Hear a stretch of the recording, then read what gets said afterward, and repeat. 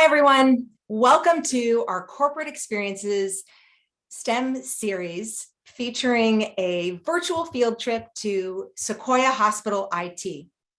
My name's Dee Dee, and I'm your host from Wender Weiss Foundation for Children, and I have partnered with Sequoia Hospital and Sequoia Hospital IT to bring you today's event.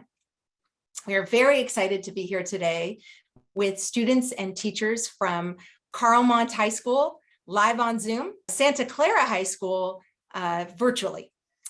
We're going to start with a quick glance at the agenda. So we are going to begin with a behind the scenes tour of Sequoia Hospital IT and data infrastructure with the IT specialists, which will be followed by a panelist of our IT team talking about how they began their careers in entry-level roles and sharing some advice with the high school students.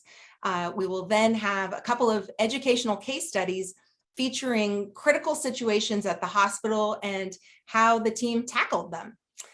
We'll then wrap up with a Q&A session with the IT specialists and team. With that, I'm going to pass the baton to my co-host and rock star IT specialist, the field engineer at Sequoia Hospital, Mr. Joel Stewart. Hey, Dee Dee. Hey, everyone. Thanks so much for having us today. We're really excited to share this presentation with you and to be able to talk with you about some awesome IT experiences that we've had during our careers and then what we do from a day-to-day standpoint here. So it's going to be myself, Joel, Ted Vasquez, and Savag Vazarian there. He goes by Sev. So here's our video, and I hope you enjoy it. Hello, everyone. Welcome to Sequoia Hospital. I'm Joel. I'm with the IT department. I'll be taking you today on a tour of what we call the life of a packet. So what we're going to be talking about is basically how information is entered into a computer or recorded from a piece of medical equipment, transcoded, and then sent across our data infrastructure out to the places it needs to go, whether that's as far away as Kansas, let's say, or even to our data servers down in our IT MDF, or main distribution frame, where we have our server room. That's what we're going to be looking at. And to start that off, we're going to take you to a patient room where I'm going to introduce you to Sev, and he's going to talk to you about how things get entered into our system and how that's going to be accessible and viewable by everyone who needs it. So from physicians to nurses to our billing department, all the way through. So let's take you there to introduce you to Sev and get a better idea about how the life of a packet starts and where it goes after it's entered by a physician or a clinician. All right, we're going to be heading to one of the patient rooms, but before there, I just want to point out our nursing station here that has a aggregation of computers that many nurses sit at and look at different information from all the rooms, so a big aggregation point. That's kind of a theme here in our hospital. And as you'll see, when you come into one of these rooms, there's going to be a lot of things going on traditionally, especially when there's a patient in one. But today, it's just Sev and I. Hi, I'm Sev. I'm the clinical informaticist here, and I'm going to show you where the life of a data packet begins. So I take my badge, I tap the little badge reader on the side of the computer. It takes me right to where I want to go into the documentation system. And imagine I'm the nurse. I've taken the patient's blood pressure, vital signs, heart rate, all the different things that we do in assessment data. And I begin to enter this data into the computer. And once I enter it, it travels, all of those little bits of data, they travel through all these cables to a data center in Kansas City. And that data is viewable to anyone who has access to the patient record, whether they're next door or in Europe. Now I want to show you guys something really cool. So when we talk about data packets, it's not just information that we enter into the computer.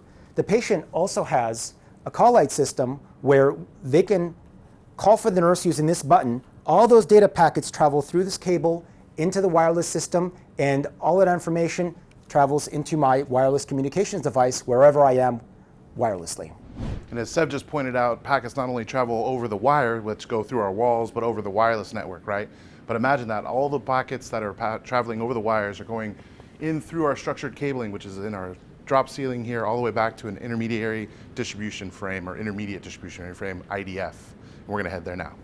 And here we are at one of our IDFs. Now this is one of maybe 20 or so rooms in the hospital that is one of the main aggregation points for all of our structured cabling and all of the infrastructure components that make up our network, right?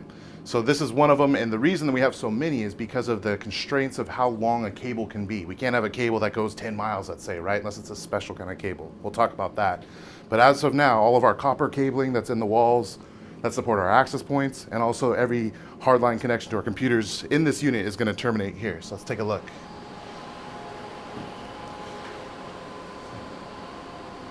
And as you can see, it's probably not the best place to have a slumber party. They're usually really cold in here to keep everything really nice and chilled so that all the electronics are operating at their best and highest efficiency. But what you'll look at, all of these black big looms are all of the terminations or the cable runs that come in from all over in this unit. And they're all coming down and all terminated here. So it's a labor of love to patch all these down, but it's done once. If it's done right, then we have a really solid connection. What I kind of want to point out too in here is one of our first main pieces of our infrastructure technology, which is called the edge switch, or we call them our catalyst switches, made by a company Cisco, which I'm sure you've heard of. They offer all different ranges of network connectivity for enterprises and large organizations and hospitals. So what we'll look at here is not only one, but two of these bigger, what's called a chassis switch. And what you can see here is that we have multiple blades of ports. So each blade has about 48 connections and can host, full bandwidth speeds of all the computers or devices connected to them. And we have different color scheme on the cables here, which kind of helps us, the people who are supporting this, know what each cable does. Now, the green cables kind of represent some of our more important devices that we know not to disconnect and we want to look out for troubleshooting. Yellow and white denote some sort of security cameras or other devices that are kind of one-off. But one of the things I want to point out here is that this is one of the devices that goes from copper cabling to fiber optic cabling. And that are some fancy yellow light cables, which are going to take us down to our next step, the MDF. And on our way to the MDF, I just want to point out that the delicate fiber cables that we pointed out are in fact delicate. And thus, when they are running through the building, through different walls and stories, you get something like this here, which is a jacketed and protected piece of fiber. So this cable looks a lot thicker than the one that you saw down at the switch, and that's because there's actually 24 individual strands, and in this case, almost 48 individual strands of fiber, which are very small and delicate, but in this jacket, they make their way down through the building and kind of the difficult pathway that it'll traverse going down to protect it. And we'll see that more in the MDF. One last thing to note are these big black boxes underneath here. These are actually batteries. So in the event that we have a power outage, these batteries can run these two switches at full speed here for about an hour to 45 minutes. And that gives us enough time for our generators to kick in, which only take about a minute or two, but it's just a redundancy that we have. All these switches here are not only one but two for redundancy, but they have quad power inputs. So there's power from our UPSs and power from our on-site backup as well. So this is one of our IDFs, and next we're going to be heading to our MDF, the main distribution frame, where we're going to be looking at the aggregation of all the IDFs and all the switches. So before we head down to the MDF, I want to take you to SEV one more time in one of our procedure rooms, and we're going to talk about how data packets are created from monitoring systems that also flow through our infrastructure and go all the way through our system. So one more time to take it away is Seth. Hi again. So when I first started as a nurse 15 years ago, we were all exclusively on paper. So any information that we input, we put it directly, directly on paper. Now we have all of these very cool digital systems where the information from this lead that's attached to the patient, all the little bits of data transfers to this computer through our wireless system and into the computer, where a physician who's not necessarily at the hospital, could be at their clinic, can view all this data live. Physicians can actually now monitor their patients remotely through their iPhones, through an app. So all of the patient data, those little bits of data that is being pulled from this monitor into the computer, into the wireless network, gets transmitted to a server and into someone's phone. So we've seen where the data packet starts from the bedside or a wireless connection, even a patient, right, initiating a call. That we saw where it ended up in the IDF, right, the intermediate distribution frame. Now we're heading down to the main distribution frame. This is where the 20 or so IDFs all aggregate into one kind of room. This is the heart, if you will, of the system. And to show us this, I'm going to introduce you to Ted, our network engineer. Hey, Thanks, Joel. Ted. Nice to see you. Nice to see you.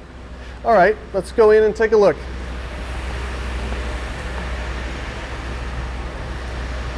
So, Joel, so what I want to explain to you is that the data packets comes in from the other floors on top, comes through those pipes, those conduits, travels along the ladders. Oh, here's our shielded cable again. Yeah, all right. Exactly. Fiber cable. Yep. Cool. It comes around on the ladders, comes in through what's called our LIU.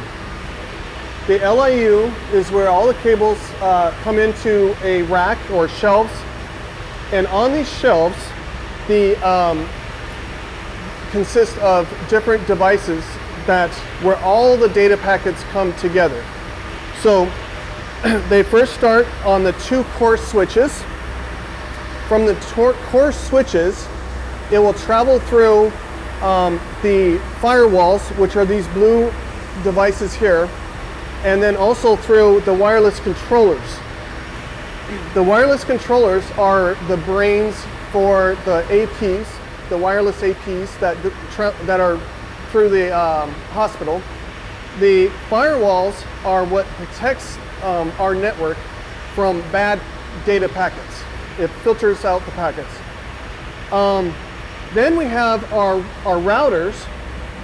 These are, so the routers are what routes the traffic out to the internet. So there's three different directions where the packets go from these data switches. Now the other place where the data goes is to the access switches for our servers. And Joel will be talking more about that in a minute.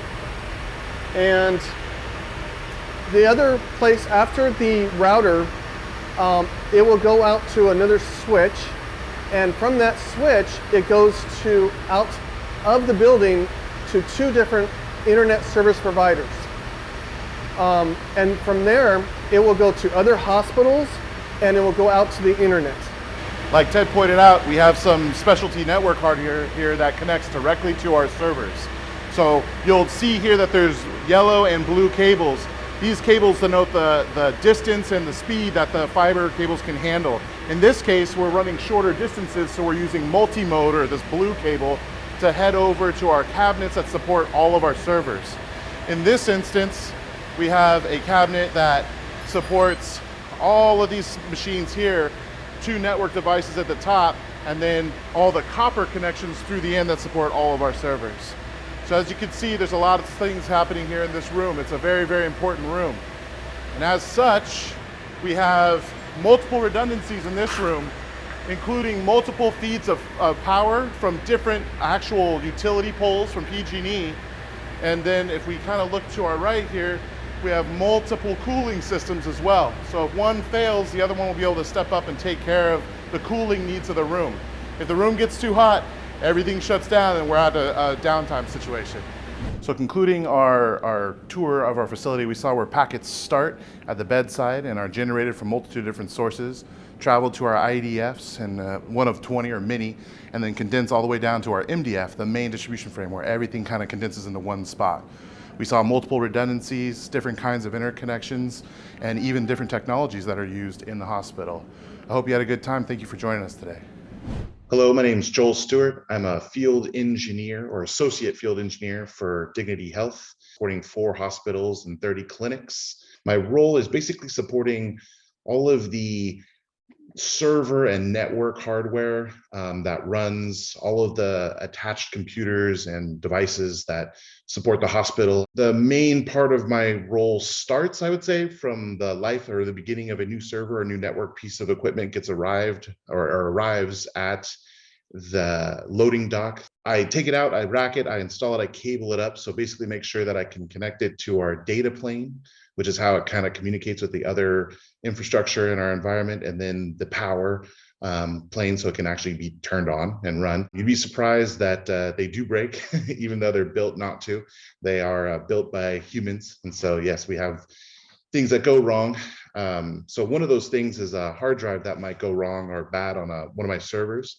Usually we have multiple, 2 of them perhaps in that running together as a mirror One of those might fail. Let me show you a quick picture of what that might look like when I actually go to investigate. So what you're seeing here is a couple of different servers all stacked together, and you can see one thing is not like the other, and that's that kind of orange light there that's indicating, hey, I need some help. So we go there and take a look at those, and then I set up a change to go ahead and make sure that I can put that new drive in and have the server back up and running. And so now a little background about me. I started working with computers when I was about maybe 10 or 11 years old. And I say work with because basically I broke the computer that my mom and dad had bought for the house, and had to learn how to kind of fix those. I was cleaning up what I called what it was known as the System 32 folder in Windows, which I don't know if any of you know, but when you're working on Windows machines, that's a really important folder. And I thought, oh, this is all extra junk I don't need. I need more space for my games. So I just deleted that and thus broke the computer. But really, the one of the main things that I got into was a class in my high school. We had this teacher who was a network engineer, and he came in to teach us the CCNA, the Cisco Certified Network Associates test prep, essentially. And the part of that class, the main project was connecting all these kind of old, and you look at them think, who cares about these computers, right? Connecting them all together so we could play a game, an old video game called Castle Wolfenstein. And if you look it up, I think it was built maybe in the early 80s or so, like one of the first person shooters that ever came out. After we had that class, I was ready to sit this exam and pass it, and I could, get this great job in networking. But I kind of got in my head a little bit thinking to myself, hey, I'm 18 years old. I don't really know what I'm doing. So I kind of didn't sit that exam. I didn't even go for it. This is after I went to college to get my history degree. I was going to be a history teacher. Got into that for a while, but then I really missed IT. Beat myself up for not just taking that test, and at least trying when I was younger. So I had a friend of the family that knew the owner of a small mom and pop IT shop. From there, I got time to learn my skills on, everything from video surveillance equipment to Macs to phones, all different kinds of things. But what really gave me an added boost to that experience was being able to study for my A+ certification, which is proctored by CompTIA. So that's kind of like the entry-level IT repair position test. And that's what I kind of used to then get into my next position, which was the end user support technician at Sequoia Hospital. And a friend of mine was working at Dignity Health in the end user services department, which is basically the team that supports all the computers and most of the electronics and technology that is used in a hospital to treat the patients, right? Where the nurses take their charting, where the doctors use special equipment. So I got in there as a basic IT tech, as it were. I really was interested and could just run with it, ask a lot of questions. And when this position, the field engineering position, opened up, I applied and was lucky enough to get it. And it's funny to mention, let's go, almost full circle here, is that I'm studying right now to take my CCNA to take that next step into a network engineer role. So a couple of questions that I have here are kind of, what obstacles did you overcome on your path to this role? I think the main obstacle was the lack of experience, right? You look at a job or a job resume or job listing, and it'll say, has 4 years experience in similar like kind role, or has degree in comp sci plus, master's in what have you, right? How do I get there? I think the main way to get there is to pursue certifications, especially ones that you can do a quick Google search on and see kind of, hey, if you want this position, you need this cert. First step, if you will, to getting into one of these roles. CompTIA, right, has the A+, the Network Plus, Server Plus, Security Plus. So they have a really broad entry level exam set up for almost anything you could be interested in when it comes to tech. So that's a great place to get started. The next question I have says, do you plan to pursue additional training and another position in your field? Always looking to have more knowledge and more training. And I think the training is really important to solidify what you do and don't know. And that's what helps you get the next level job. And technology as a whole is that no matter what you look like, how old you are, there's nothing that really matters, because all this stuff is binary, right? It's computers. So if you know it, you know it. If you don't, you don't yet. Sometimes it's as easy as getting a book, cracking it open, reading it front to back, and taking a test. Sometimes it's cracking that book open multiple times, but long story short, definitely pursue more training, certifications, even higher education. If you go back to school, start at community college, move your way up, what have you. So the education's always there, and it's going to give you the best opportunities as you move forward in your career. Hello, my name is Ted Vasquez. I'm a Systems 2 engineer at Sequoia Hospital. My job is to support, manage, and implement network systems in the Bay Area. To start off with, from high school, I left and moved to California when I was 18. Started working at a fast food restaurant. Met some friends there that were going to college, junior college. Eventually, I did start taking classes, and eventually got my 2-year and 4-year degree. After that fast food restaurant, I went to a real estate company just to get the money, just to get a better job. But during that time, I met a buddy that was an IT help desk person. He said, I'll tell you what, Ted, come over here during lunch each day, and I will show you a little something about IT. Sometimes he would have me re-image a computer. Let's install an operating system on a computer. So I started learning more and more. And then there was a day when he went off to another job, a better paying job, and he needed an assistant to go along with him. So then he invited me to come. The pay was better, and I was excited about it. I went and started doing little help desk jobs, plugging in keyboards, plugging in mice, trying to fix email issues. From there, after a year, I had another opportunity to go to AT&T. With that little experience for IT, I went to the AT&T Internet to fix DSL and circuits. I continuously met people that were highly skilled, and they were going the path that I wanted to go. So I would learn from them. And then from there, I went to Cisco. I worked in a laboratory, what they call a laboratory, and all it is a big room where there's a huge variety of networking devices. Developers would invent and develop their software, and they wanted to see what their software would do with certain different devices. And so that's where I came in. I had to set up the devices for them to test their software. And then from there, I came to Dignity Health, and I've been here for 3 years. And this environment was much different. This is a true production environment, is what they call it. This is where when things break, you need to fix them right away. There's end users that depend on you fixing these. So it's a lot different than AT&T and Cisco.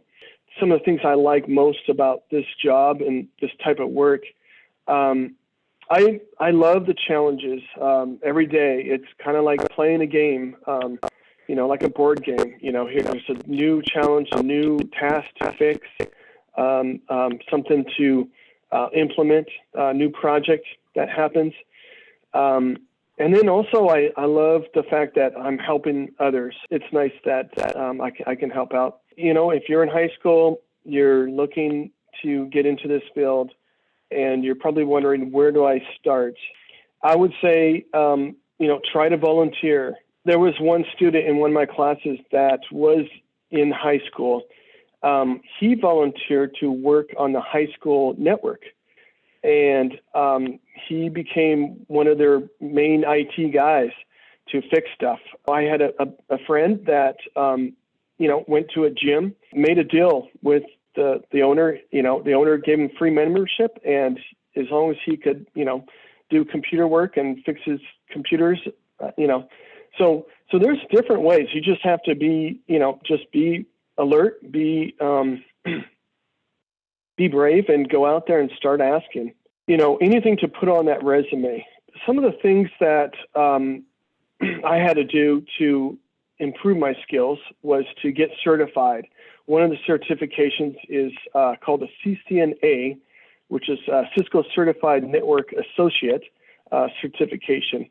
And from there, after that, I got my CCNP, which is the Cisco certification of network professional. And so those certificates helped me tremendously in getting the job I have now, getting where I'm at. Then there's some qualities, traits that I feel that are really most important in this role. You know, I would say kindness, respect towards others, and then humility, I think, is really important. Just staying humble. It's amazing, these qualities, when people, you know, you meet people out there that are in position to help you, to guide you. Those qualities go a long ways. People just want to reach out and give you, you know, what they can. So I think that's it.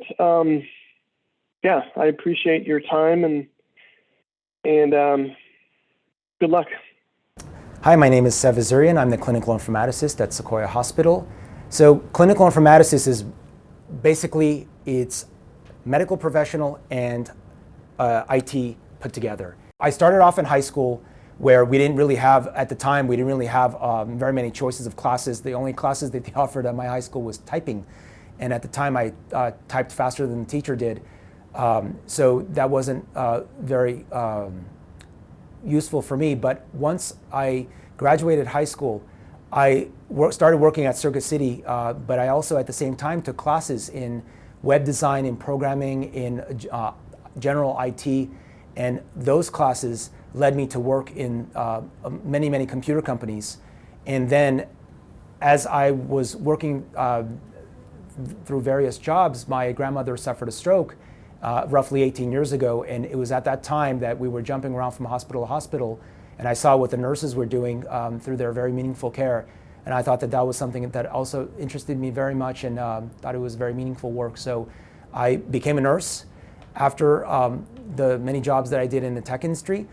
And after I became a nurse, I worked as a nurse for 13 years, and I remember I was working in intensive care, and one of my coworkers came up to me and asked me to help them with the computer, and I started troubleshooting their computer, and as the patient was watching me, they made a very nice comment about what a good job I did through that whole troubleshooting steps, and just the way I handled it. And they asked me if I ever considered taking an IT position.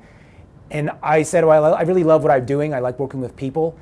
And one of the things that the patient told me, I remember very clearly, is that when you're a nurse in ICU, you can do a lot of good for those two patients. But if you're a clinical informatics or an IT person, you can do good for hundreds, if not thousands of people. And that piece of advice really stayed with me. And that's why I wanted to transition into this role, to do good over the masses.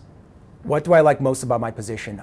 I love that my department touches every other department in the hospital and beyond. Every day there's a new technical challenge, and when there's something that's not broken, we have the time and the opportunity to improve what we already have to make patient care even safer and better overall. What qualities are most important in my role?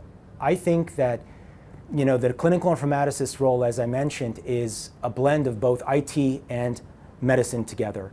But I think that it's a blend of nursing, it's a blend of IT knowledge, organization, but I think the most important part is drive and curiosity and motivation, because you can teach anyone how to start an IV or how to fix a computer, but you can't teach someone to be curious. And I think that as long as you have that drive and curiosity, you can learn all of these things and excel. What advice do I have for people who are interested in pursuing this role? You may not think that you can do it working a job out of high school, but I can tell you based on my personal experience that it's absolutely doable. It's hard work, but it's absolutely doable. If you have the motivation and the drive, you can do whatever you put your mind to. And so I wish you all the best of luck, and I know you'll do great.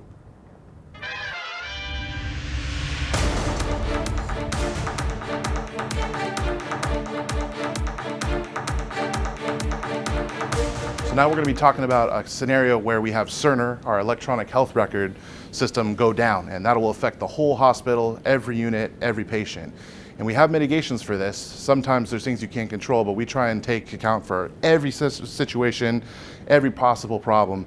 Today we're going to talk about one, and it's going to be a good one. Seb, it looks like Cerner's down.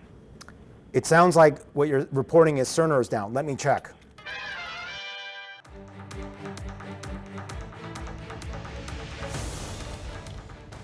Yep, it's definitely down. Let's put in a ticket and start a command center. Wait, you're saying Cerner's down everywhere or just on TCU? Oh, everywhere. All right, let me check the IDF and make sure.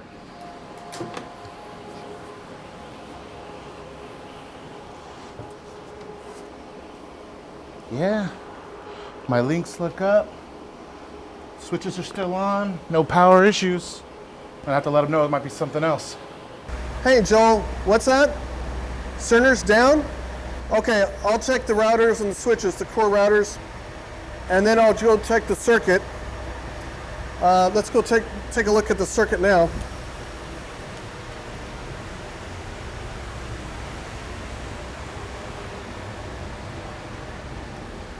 Well, it looks like the link lights are on. Looks like we do have some good connection there. I'll check some other tools and get back to you and let you know. In the event of a loss of complete network connectivity, patient care is not jeopardized because we have these downtime computers on every unit of the hospital so that nurses or physicians or clinicians can access critical patient data during a downtime to give the safe, effective patient care. So in summary and resolution of our case study 1, we saw that a full network outage can be mitigated by our downtime procedures, having special machines on every unit that all of our clinicians can use to check medical records. To mitigate even a downtime of our internet connections, we have multiple different connections with different providers. So we're trying to keep things up as long as possible. And if they do go down, we do have some sort of, way to make sure that we can still provide patient care. Now for our second scenario or case study, we're going to be talking about Wi-Fi, and specifically Wi-Fi pertaining to patients communicating with their loved ones. During the pandemic, we had to find a way to get wireless connectivity via, let's say, FaceTime or Zoom, set up and connected for people who might have come in an emergent fashion and not having access to their own personal devices. So what we were able to do was beef up our wireless network to make sure that we could sustain these connections between people who might not be able to communicate with their family otherwise.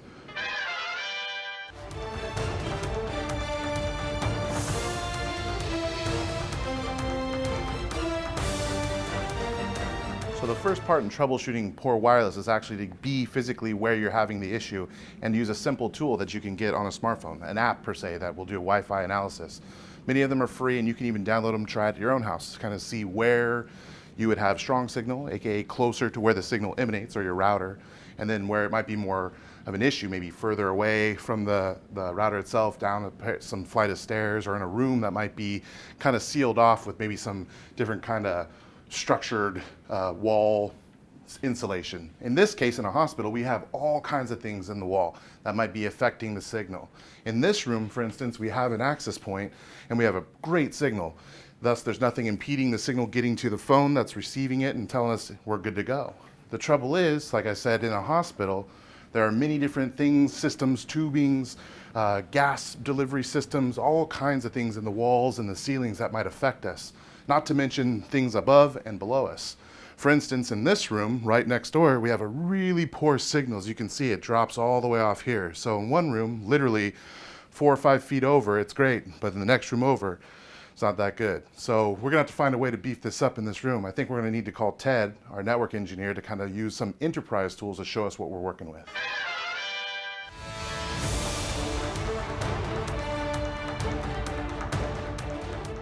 So we're gonna need to talk to Ted. Oh, there you are. Hey, Joel. Nice to see you. Nice to see you. So we're going to be looking at some of the tools that Ted has access to that will show us more statistics about our wireless network and kind of a granular view of what's happening in the air. So right now we're looking at, I think this is called Cisco Prime, right? Yep. It's a tool we use to check the heat maps for the APs in the hospitals. So here's where we're at. I am seeing some weak signal strength in some of these areas. Yeah, it looks like that patient room where the AP is, it's super strong, but next door, I mean, it should be okay, but maybe there's something else blocking it. I wonder if we should take a look. Yeah, I think so. You got a tool that maybe we could use to on Yes. site? Let's go over there and I'll show you. Awesome. So here's the room I was talking about. There's an AP right next door, but for some reason in this room, we're not getting good coverage. I think there might be something interfering with the signal, even coming through the wall, or that could possibly be in the ceiling. Yeah. So it looks like you got channel analyzer open here to see if we can see if there's some interference. And it looks like we got some stuff here popping up on our 2.4 gigahertz. What are you thinking? Yep. Definitely We may gonna have to look in the MDF and maybe look at relocate an access point or add another one. Yep. All right. Sometimes you can't beat interference, you just got to add some more to it. Yes. I think you're right. So in conclusion, with our case study number 2, the resolution in this case was to add a couple extra access points and to tune some of the ones that were already there. We use our specialized tools for that and also people on the ground that can tell us what they need. With this case study, there was kind of a resolution that gave us some hope and some sadness. For the one side, we were able to connect families together that were able to say goodbye to someone that was mortally ill and eventually passed away for the last time. So without this system, there would have been no way to communicate. On a happy note, again, pandemic related, we were able to connect a mother with her newborn child that she wasn't allowed to see because she had contracted COVID before she actually delivered. So these systems, working on our wireless setup and having a video communication stream, we're able to kind of put these families together and make their memories, special for either last or the first time.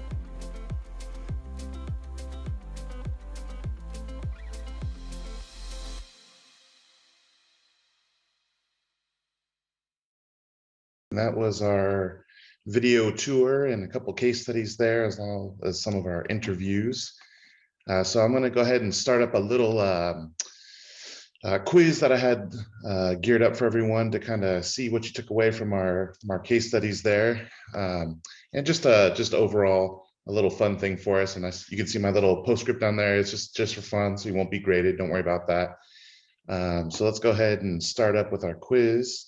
So we're looking at this as one of the ones we kind of talked about on our tour that I was pointing out. So you can see here, there's something going on with it and it doesn't really jump out to you. We got reports from our monitoring system, so we kind of knew exactly where to go look. But when you take a look at this switch here, there could be a couple different things wrong, but really it's only one. So let me roll down to the question itself so you can kind of see it on screen. Take a gander here. The network switch lost connectivity on its redundant uplink, right? What looks out of the ordinary? So answer A, too many cables on the top ports, maybe not enough spread out, more blue cables than purple cables, bent fiber cable, or our power supply lights are not matching up. So I'm gonna go ahead and show you a version of this picture that we can kind of use to zoom in here. And we can kind of take a look at it a little bit more closely. All right, so here's answer A is talking about maybe too many cables on the top blades, not enough on the bottom. Question B was talking about maybe there's too many blue cables and not enough purple cables. So we can go back and look at that. I don't think that's gonna affect our uplink, right? Maybe there's a bent fiber cable. I don't know, there's some green lights here, that looks okay. And then lastly, maybe there's something with the power supply lights not matching up, right? Like, there's green lights there, but they're a little different. So let me scroll back to the question here, and I'll give you just a couple seconds to give it a shot and to take down what you think. And then we'll get to that resolution there. All right. So the next picture, you can't really see from the first picture, right? We're kind of seeing everything looks great here, but when you look at this one, I don't know if you can tell that, but this little cable here looks a little bent, right? You can see right underneath the SFP module here, there's no lights, but this one has a light. So that's gonna be our answer, right? We have a bent fiber cable. And so if you got question or answer C for question 1, you're basically on your way to being at least a EUS technician here for our company. We had a seasoned technician who we got to kind of make fun of a little bit for missing this one when it first came through. So if you got it, you're already on your way. All right, so question 2, I'm going to show you a couple of pictures. of servers, right? So here we go. The next few pictures contain images of different servers. Each image has a server with an issue. What do you think they all have in common, right? So let's say they're all too loud, sound vibrations are causing interference. They all have a bad hard drive. They all are too close together. They're way too hot, so they're sounding off alarms. A component lost power. And I know that answer A and C are kind of hard to look at right now because it's not necessarily a video, right? So you can't hear the sound, you can't feel the heat, but here's some potential answers. So let's take a look at the servers here. All right, so here's our first server. So you can see there's actually 3 different units here, but one of them has an issue. Here's our next one. So again, a couple different blades of servers going down, and one of them has an issue. We'll go to the next one here.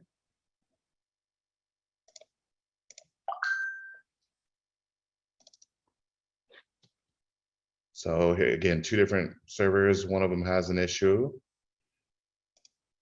And then our last one here. So let me go back to the question here and see what you think.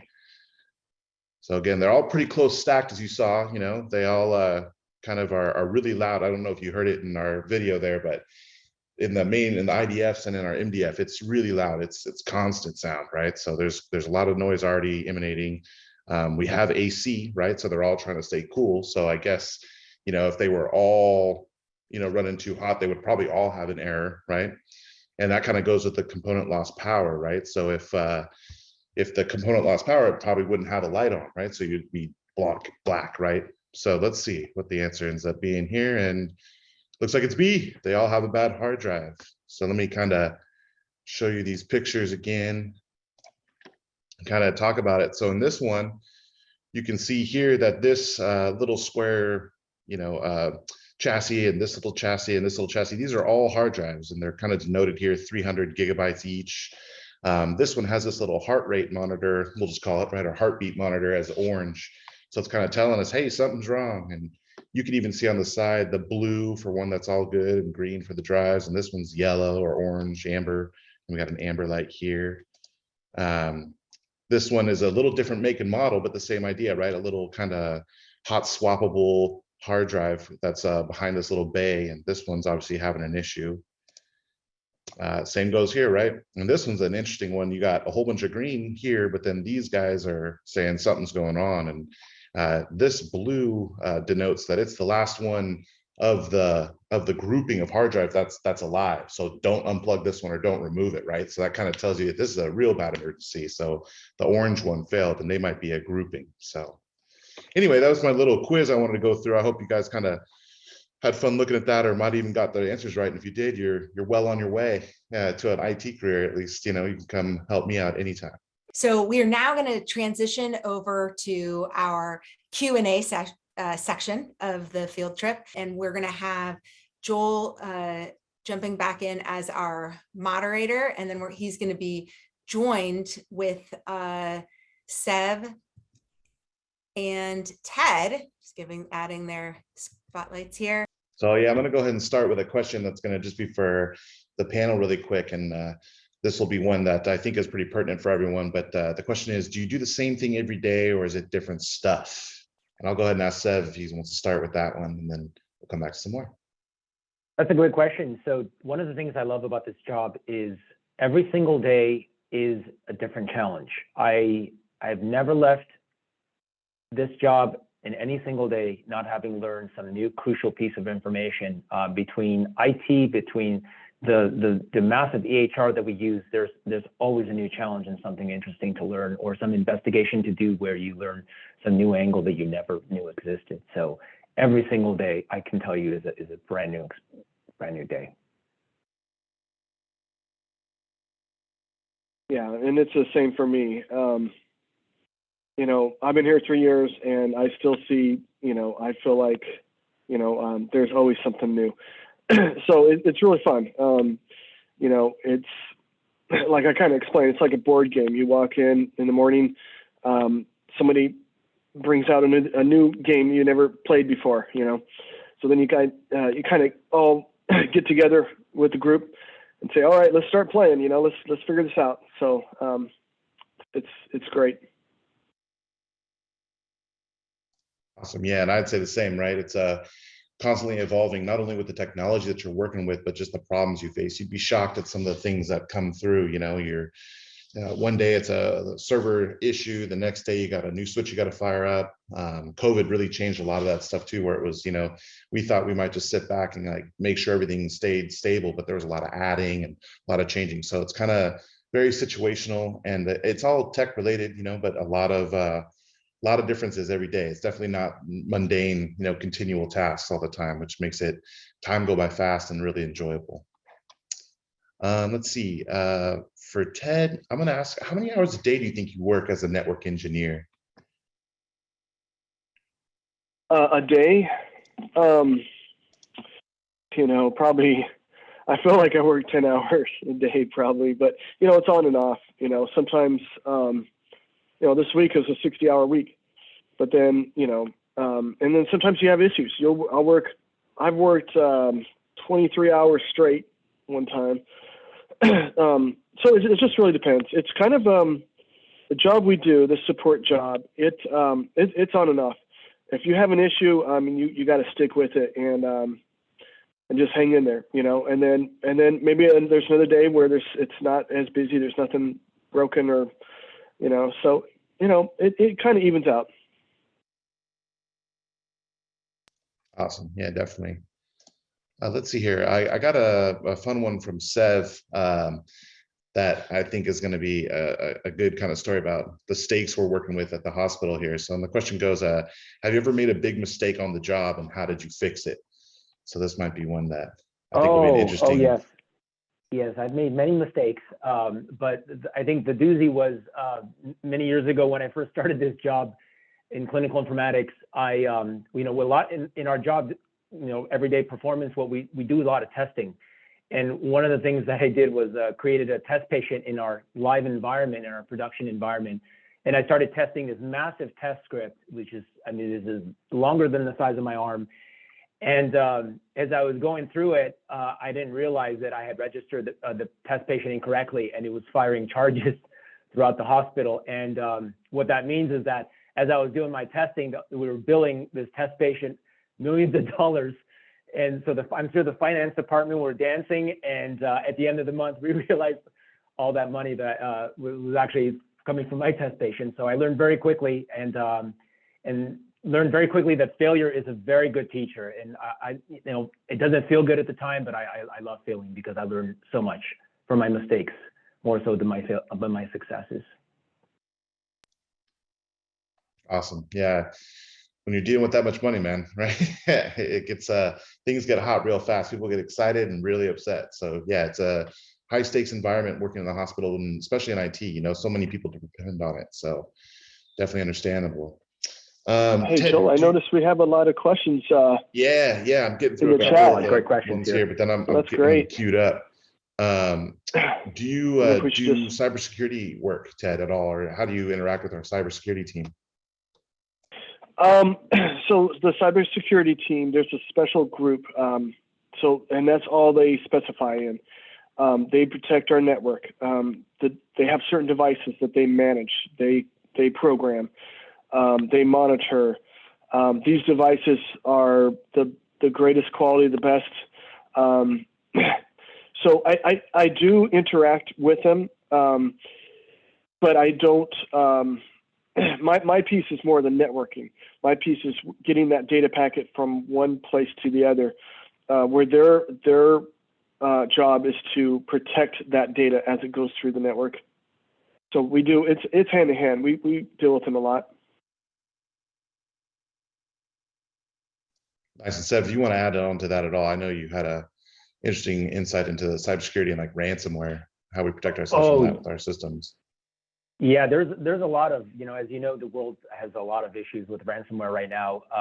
And, we do a lot inside the hospital, on the campus here and outside of the campus to kind of mitigate, prevent but also, plan for those events if we do get a ransomware event that we're ready, because patient care is 24 hours a day and it doesn't wait for a computer system to be up or down. So, there's a lot of technical stuff that I won't bore you guys about, but there's a lot of work that goes into ransomware prevention and also mitigation in case it happens. Definitely. I'm seeing a lot of great questions in the chat too. Yeah, I'll start with what I awesome think questions. is my favorite question so far is how much do I bench? And it's not as much as I used to, but yeah, I could throw up 225 a couple times, call it good. Anyway, I would say silly question, I but I can wanted bench to. about 40 rack switches. 40 Yeah, rack exactly. mounted switches. Okay, so here's a good question I think we could talk about a little bit here is I can go over is when the electricity goes out, how long do critical health support systems stay on before backup power kicks in? And so this is a great question. So when you're at a hospital, the power, when the power does go out, it's a big deal, right? Because we have multiple feeds and all this stuff. But the cool thing about the hospital too is that we basically don't rely on the power. So we got 2 generators, 2 different plants, at least at Sequoia Hospital. And it takes about under a minute for the generators to kick on in the case of a power outage. And many of our outlets, the actual plugs on the wall and the units are on a big old battery backup system in the hospital, so they don't even go down at all. So once the generators kick in, they can run for a pretty long time. We got storage tanks of diesel fuel that can run them for, you just think months, right, if we needed to. So we kind of prep for the worst case scenario when it comes to like a natural disaster or something like that. But yeah, some of the plugs are not, and they'll go down for that minute, before the generators kick in. But all of our IT stuff that's pretty critical all has those big UPSs on them themselves, and then the site has its overall site UPS. So great question. A lot of redundancy. Maybe we should go to the question that's like alongside. There's another question that says, how often does electricity go out? Yeah. In the past year, I could probably, as fellow Californians, you're all probably very used to power outages. But I think the hospital's on kind of a different power distribution network. But in general, I think I could count in the past year, calendar year, I'd probably count like one hand the number of times power went out. And when we say power goes out, again, we have all our devices on UPS or uninterruptible power supply backups. The really critical systems are on backup systems of the backup generator we have. So if power goes out, the UPS is kicking instantly, or should kick in instantly, and keep those systems up while the generator spools up and gives us the power that we need to run. I think those are the 2 electricity related questions. Yeah, so that's the nice thing about the hospitals. They're all dealt with redundancy. If something fails, something else is going to back it up, and it will happen immediately. You won't notice, even the grid, they called it grid, where the PG&E, so basically the grid for the hospitals, they take higher priority for PG&E to fix. So when that power's down, it's completely top priority for them to fix it immediately. So there's a lot of safeguards for this. Yeah. And then Ted, I'm going to go right back to you with a kind of a 2-parter here is, what's the most common problem you face at the hospital? And then do you actually program the router switches and the Cisco gear? Yes, I do. Biggest problem, that's kind of hard to say. It's such a variety. I think there's a lot of end devices. So, the main big stuff doesn't break. We always have the newest, latest, greatest devices, network devices, and the software is always up to date. That stuff doesn't break. Sometimes end devices, a computer might move around the hospital to a different room. A lot of times where they plug into that room, that port or that switch where it connects to needs to be reprogrammed, and that's what I do. So that's probably the most biggest problem. Somebody goes to a different room, they can't connect, and it doesn't work, so they call me. Yep, absolutely. And then I got a quick one here. What cable goes 10 miles? That's going to be a type of fiber optic cable or single mode fiber. And some cases, They even go all the way under the oceans, right, and connect the continents. Now, there's definitely repeaters there in between that kind of make the light that travels in those fiber optic cables, stronger and reboosted. But fiber optic is, the way that you get long distances with a cable connection. I got one here that's interesting. I think, Ted and Sev, you can both touch on this. Is there a lot of coding involved in your jobs? And Sev, you want to take that first? It's the job you can go as deep down the rabbit hole as you'd like. I mean, part of my job involves coding with reports and all that. But other parts of it are very simple and just, fixing a keyboard and mouse. I mean, the job is so broad. Our jobs are so diverse that, one day you may be deep down in code in some CCL report code, and the other day you may be helping, a nurse do find out where he or she needs to document something for the patient. So it's very diverse. So on an everyday basis, probably no, but, there are some times if you want to go the extra mile, and, there are some element of my job that involves coding. So yeah, my job's probably mostly coding or just programming, I guess. So there's a certain language that's program language that's used for these devices. It's made from Cisco, and so that's like 99%. That's what I program. Yeah. So for my job, yeah, there's quite a bit of coding and programming. Yeah, and I think we kind of all touch on the fact that, the coding itself, using different languages to make automations is really going to be a big thing in our careers moving forward. And especially you guys too, if you're starting, with Python or some of these other languages that you're getting to learn, I mean, you're going to see real quick how valuable you'll become, because you'll just either understand how it works, or you can implement, certain things, create certain things that might be needed by people like myself, right? Who's in this position where it's like, hey, I need to, tell 300 servers all at the same time to do something, right? Or in Ted's case, 4,000 switches all across the board, or updating operating systems remotely and in an automated fashion. So that's going to be a big thing moving forward. So it's something that I think we're all kind of touching on, but yeah, not necessarily day to day for me. But and go ahead, Ted, if you want to add. Yeah, I think the market's changing right now. Like I was kind of explaining before. So I think some of you are learning Python coding. So it's really a unique and interesting time. I've been in this over 20 years. I've never seen anything like this. The programmers and the network engineers are joining together to work together for automation. So basically, Python programmers are writing scripts for network engineers. Let's say I have to reprogram 100 switches that need the password changed. Well, I would normally have to log into each switch and change the password. It takes hours. Well, with a Python script, it could run in an hour and change all of them automatically. It would automatically log into those switches and just change them automatically, where I wouldn't have to do it. So it's really exciting. There's definitely a need for other coders and programming in this field now. Yeah, definitely. I agree. Let's see here. Jasmine had two questions for us, and I think I might start with Sev and then go to you, Ted, with both of these. So what has been the best advice you have ever received in this field? And then what has been the biggest accomplishment of your career so far? So Sev, I would say the best advice I've received is, it sounds very cheesy, but be curious.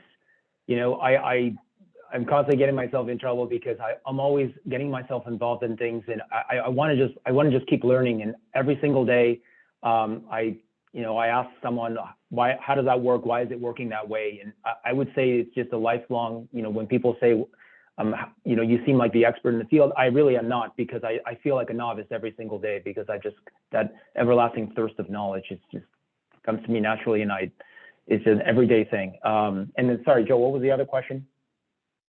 The other question was, what has been the biggest accomplishment of your career so far? I mean, not to brag, but I mean, I feel like we have made a big impact for the hospital and patients. But I would say, a few years ago, I had the privilege of helping design an entire module of our AHR system, and it's one thing that's really important for our intensive care, and very unusual that we were, as the nurse ITs, we were given almost dictatorial control over the design, over pretty much everything about it, and that's why it turned out to be such a great product. And then after the product rolled out, I heard rolling reports from people how it prevented mistakes, and it caught people from accidentally titrating a drip wrong, a medication incorrectly. So that really, if it even, I mean, I don't know if it saved a life, but even if it's prevented a little bit of harm, I would say that it was just a massive success. So those kinds of things, leveraging digital technology to make patient care safer, to me, that's one of the greatest accomplishments we can probably claim. And I'm seeing two good questions. One from Benjamin, what's the most common problem you face at the hospital? And then another one from Rohan, what's the biggest challenge that you guys face? I'll give you a 2-for-1 special, because the most common problem I have is the biggest challenge that I have is, as our organization grows, we have kind of a governance structure for changes, and we are United States wide now. And so as we want to make changes throughout our electronic healthcare record, it has to go through a series of government, they call it governance steps. And what that means is it has to get approved for almost every hospital and region. And to me, that's the hard part, because I'm not instant gratification, but when I see an issue, I want to get it fixed right away. And I think that I understand like the governance process, but to me, I just want to get things fixed and settled really quickly so that we can see that instant result in that resolution quickly. To me, that's waiting for that kind of governance structure has been my daily challenge. But that's, a necessary, that's a growing pain that every organization goes to, and we have to kind of accommodate. So Joel, I wanted to point out something too, because I know in schools there's a lot of coding. I just kind of wanted to go back to that for a second. So I wanted to kind of explain how the market is changing right now. It's really crazy. So you have these new technologies. AI is one of the biggest things. We've all heard about it. Machine learning, data analytics, Internet of Things. Every little item in your house is going to have an IP address. Let's see, what else? Biotech, even robotics. There's a lot of new technologies coming out. And all these new technologies have to be coded. They're all about scripts. They're all about, just a lot of developers. So there's a huge demand for all this. There's Python is huge. Java is a big one. A lot of stuff on Linux, and Linux is a good one.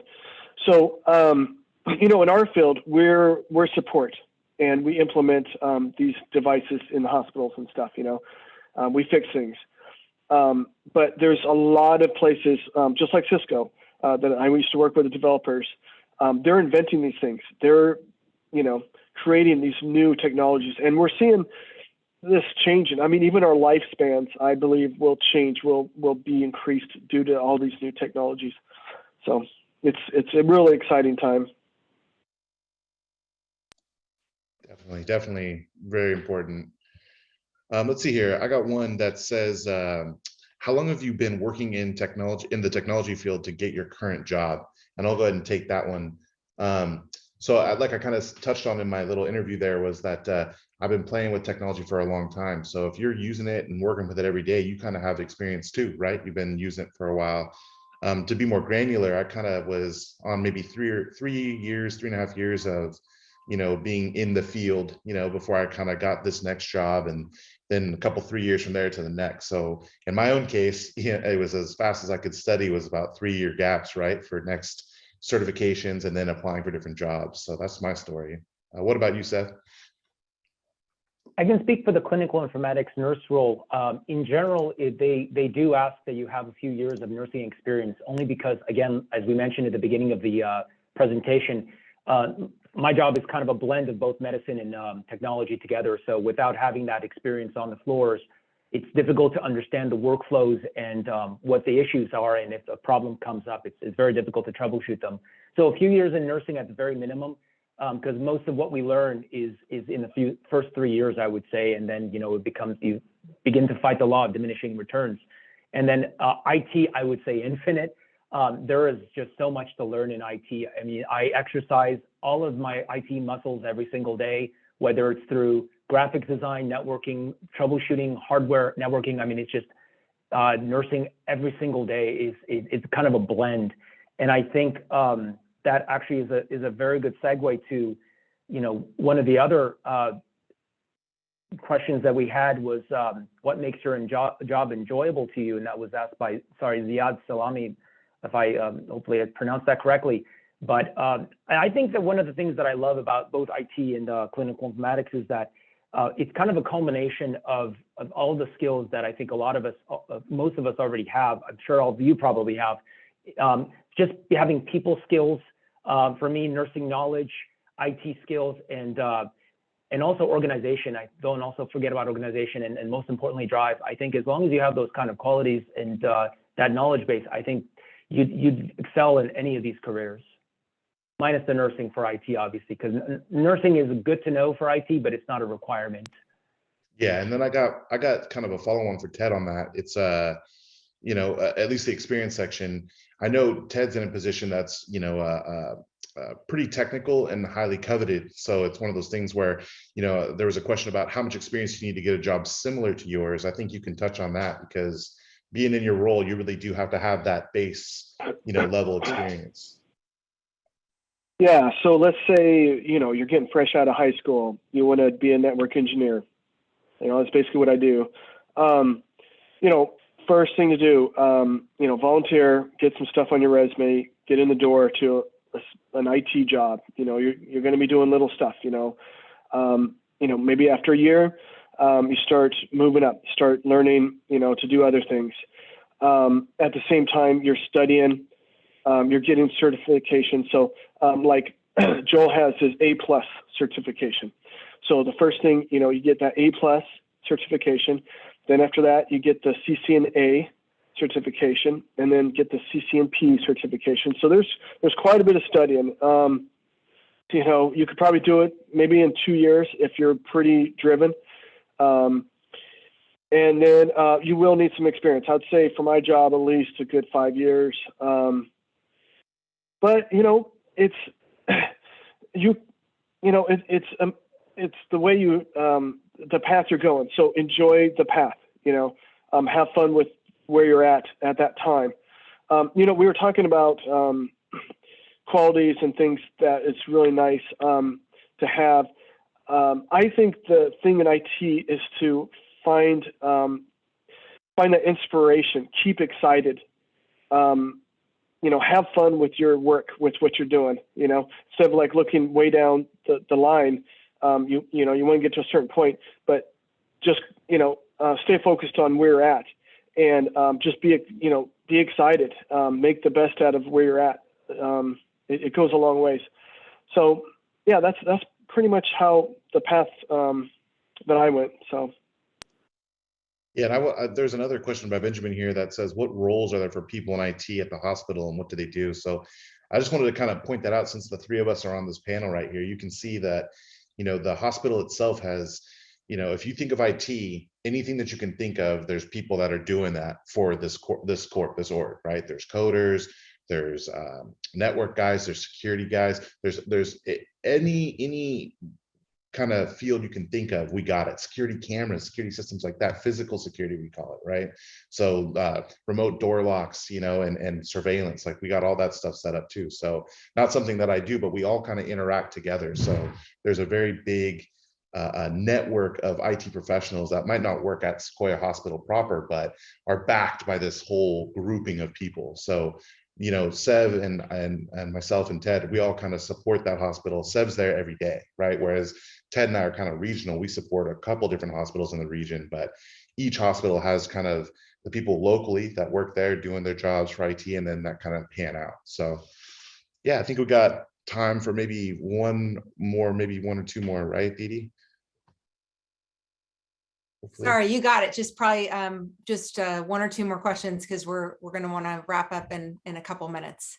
Awesome. I think we only have a few left, right? I think one of the remaining questions is like, how often do you face technological problems in the hospital?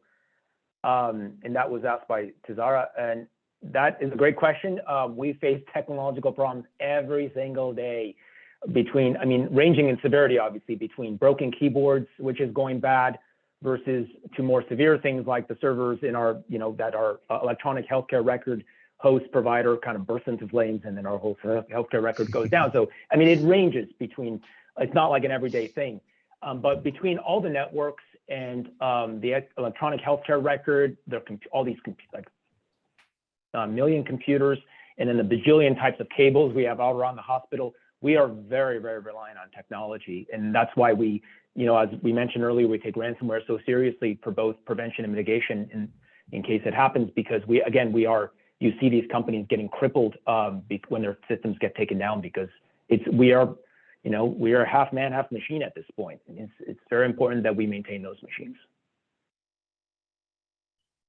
Yeah, Ted, I was going to ask you too, maybe you could talk about maybe one of the highlights of your career, something you're really proud of, something that stands out, whether building out or, patient care related, anything like that, something you could touch on. Well, one of the things that kind of comes on my top of my head is that MDF move that me and you did, was that a year ago. So we actually moved an entire MDF. So the MDF is where all the main core devices run, they're like kind of like the heart of the facility. So we had to move all those to like a whole nother floor. It's a big production. You do all kinds of planning. You work with an architect. I worked with the field service, hand in hand. We were up all night. It was a good accomplishment. It was fun. Yeah, I was gonna say, you definitely get to learn a lot about people when you work a 14 or 16-hour shift with them. And that's not to mention that all the shifts are that long, but sometimes it's that long because we're having fun. So it kind of feels like I mentioned a slumber party in an IDF. Like a slumber party, exactly. But anyway, thank you so much for all your questions and participation. You guys have been awesome. And I hope we got some sort of insight into you, or gave you some more insight into what we do as a whole.